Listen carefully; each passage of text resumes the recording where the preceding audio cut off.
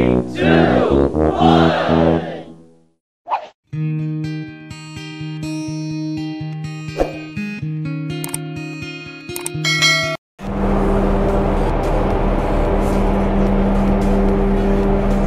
So yan guys yung ano natin, starboard live boat. So for today's video guys, papakita ko sa inyo kung kaya pa ba natin mag-start ng live boat engine, no? So how to start the live boat engine. Butan muna natin yung live boat.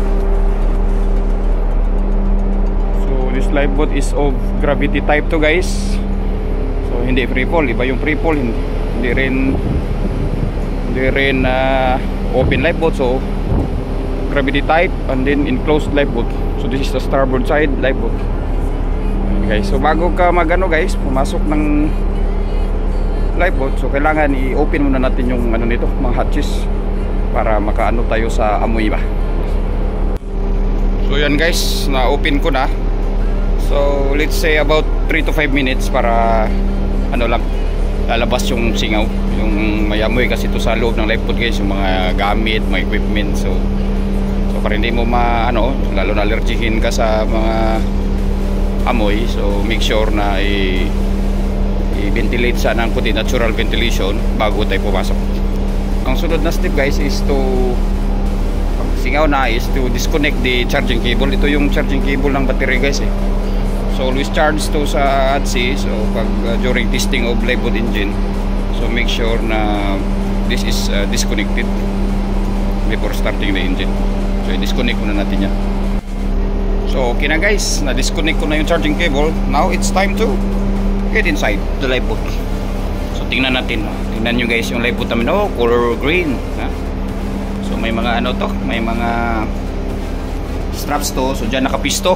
O yung mister mo, o yung kung misis ka ngayon na tumitingin itong video ko, nood. O yan yun. Dyan yun nag-strap ka in case of abandoned ship, no? So ito na sa loob. So papasukin ko. So tingnan natin kung marunong pa ba tayo start ng live boat. So nandito na ako sa loob ng live boat guys. So tingnan natin yung mga guys So i-locate natin yung battery. Saan yung battery? Okay. Yan yung battery guys. So may both batteries. So you have number 1 battery and second battery. So 2 batteries pala to guys. Ngayon may nakalagay siya dito number 1. So this is the first step. So prior starting the live boat engine, so you just choose either one of the batteries. So battery number 1 or battery number 2. So napansin nyo guys, may marka dito number 1. So this is what we call good seamanship guys, kasi may mga number na. So normally yung mga kahit sa barko ninanambiran nila para pagtingin pa lang alam na ito yung number 1 step. So kagaya nito number 1 step. So choose battery is either 1 or 2. Then you have number 2 guys, ito. So you have number 2 circuit switch. Okay. Then number 3 you have okay, may glow pa siya, may on. Okay, di ba? May preheating pa. Yung glow siguro, di ba? So yan yung number 3 guys. Tapos start na.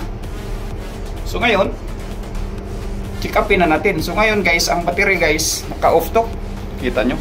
So always off to guys during charging. So wag iwanan na naka-off man to. Kasi pagalitan ka ni Ilik pag di ba? So naka-off yan.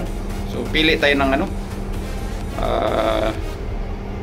battery. So ito guys, pipili ako ng baterya.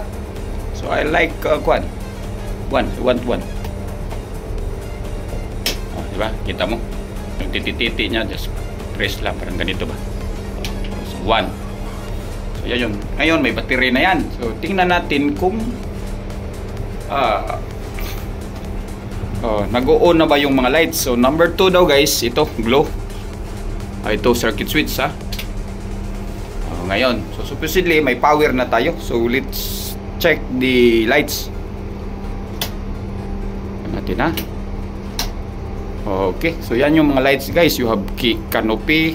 Ito, canopy cabin, tapos searchlight, tapos may cabin. So tingnan natin. Okay, kagaya nito guys, oh. So okay na, oh. May ilaw siya. So ang canopy nandun sa labas guys, hindi ko na lang picturean.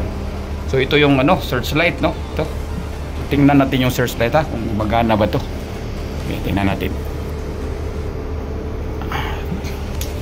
Tingnan natin.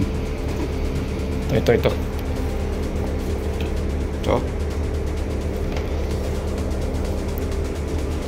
Okay, ito guys, oh. Success, oh. So yan yung searchlight guys. So yan guys, since na okay na yung mga lights natin, checking, so i-off na lang din natin. Okay, tabi yung meron pa, oh, di ba? Lights. So i-off na natin, ha. Ito, off. Wala na. Okay.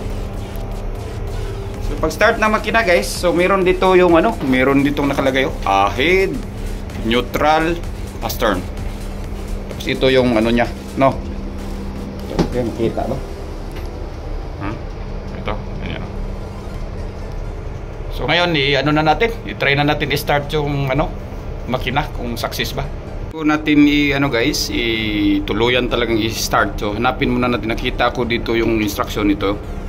Operating procedure of engine and control lever. So ang nakasabi sa bulang kristal guys, normal, switch on, number 1 battery switch. So what we did is correct.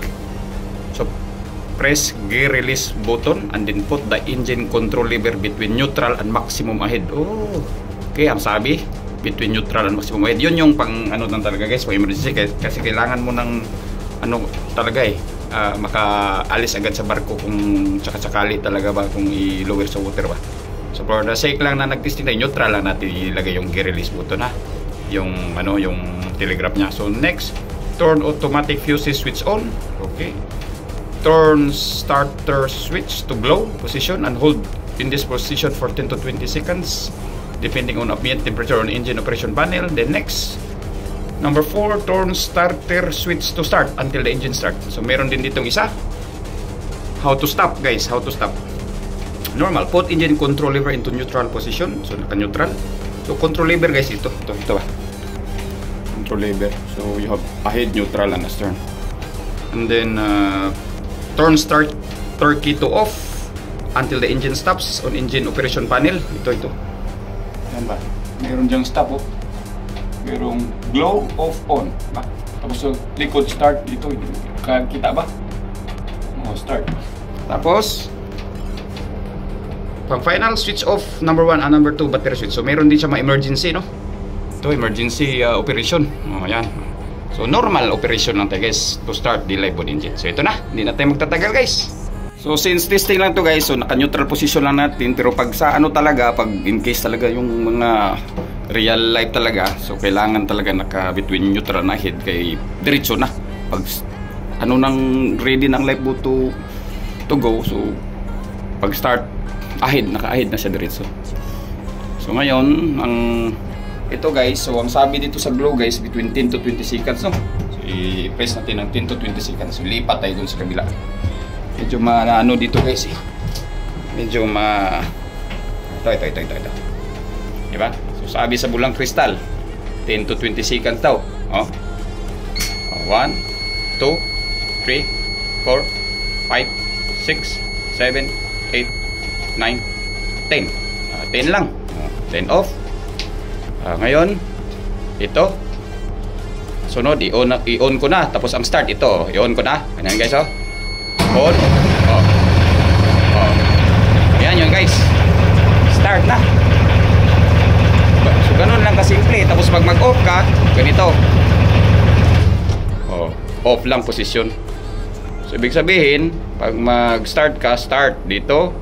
Tapos pag naka-start na, keep on lang siya dito. Tapos pag maka-off,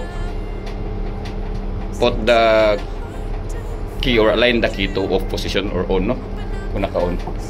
So actually yun lang guys. So ano natin uli, i-start ko uli kung okay ba.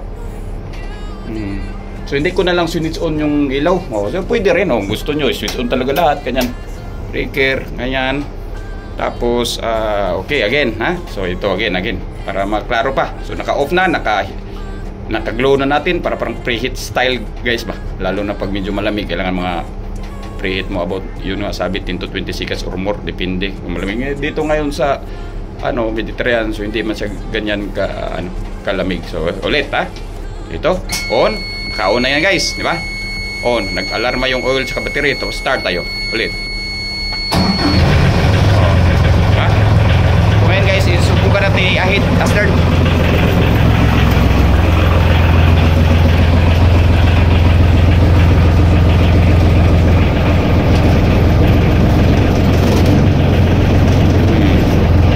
Ganun lang. Tapos atras din dito.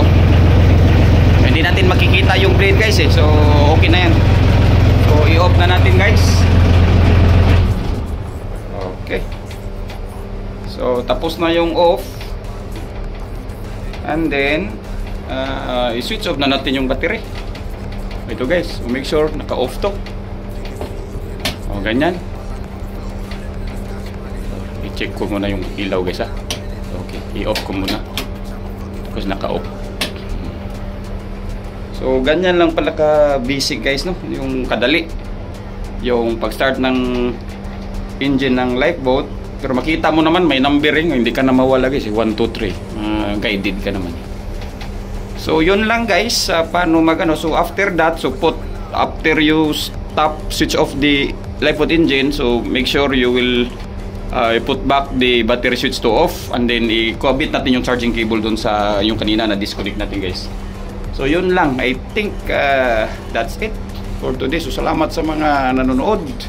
Please don't forget to subscribe my channel and click the notification bell for more updates. Hanggang sa muli guys, paalam, babush.